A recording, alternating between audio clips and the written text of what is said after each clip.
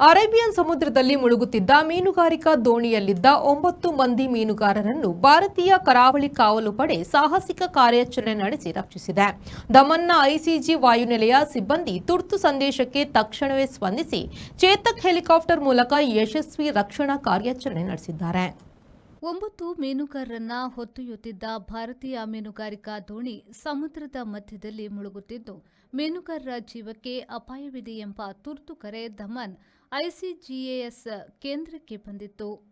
ತಕ್ಷಣವೇ ಕಾರ್ಯಪ್ರವೃತ್ತರಾದ ಕರಾವಳಿ ಕಾವಲು ಪಡೆಯ ಅಧಿಕಾರಿಗಳು ಘಟನಾ ಸ್ಥಳಕ್ಕೆ ಚೇತಕ್ ಹೆಲಿಕಾಪ್ಟರ್ ರವಾನಿಸಿ ಮುಳುಗುತ್ತಿದ್ದ ದೋಣಿಯಲ್ಲಿದ್ದ ಎಲ್ಲ 9 ಮೀನುಗಾರರನ್ನ ಗಾಳಿಯಲ್ಲಿ ಸುರಕ್ಷಿತವಾಗಿ ರಕ್ಷಿಸಿ ದಮನ್ ವಾಯುನೆಲೆಗೆ ಕರೆತಂದಿದ್ದಾರೆ.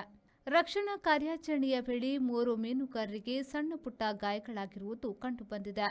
ಗಾಯಾಳುಗಳಿಗೆ ದಮನ್ ಐಸಿಜಿಎಸ್ನಲ್ಲಿ ಪ್ರಾಥಮಿಕ ಚಿಕಿತ್ಸೆಯನ್ನ ನೀಡಿದ ಬಳಿಕ ಹೆಚ್ಚಿನ ವೈದ್ಯಕೀಯ ಆರೈಕೆಗಾಗಿ ಸರ್ಕಾರಿ ಆಸ್ಪತ್ರೆಗೆ ಸ್ಥಳಾಂತರಿಸಲಾಗಿದೆ. ಕರಾವಳಿ ಕಾವಲು ಪಡೆಯ ತ್ವರಿತ ಹಾಗೂ ಸಂಘಟಿತ ಕಾರ್ಯಾಚರಣೆಯಿಂದಾಗಿ ಸಂಭವಿಸಬಹುದಾಗಿದ್ದ ದೊಡ್ಡ ದುರಂತವೊಂದು ತಪ್ಪಿದಂತಾಗಿದೆ. ಸಮುದ್ರದಲ್ಲಿ ಮೀನುಗಾರರು ಮತ್ತು ನಾವಿಕರ ಜೀವ ರಕ್ಷಣೆಗೆ ಕರಾವಳಿ ಕಾವಲು ಪಡೆ ಬದ್ಧವಾಗಿದೆ ಎಂದು ಸ್ಪಷ್ಟಪಡಿಸಿದ್ದಾರೆ.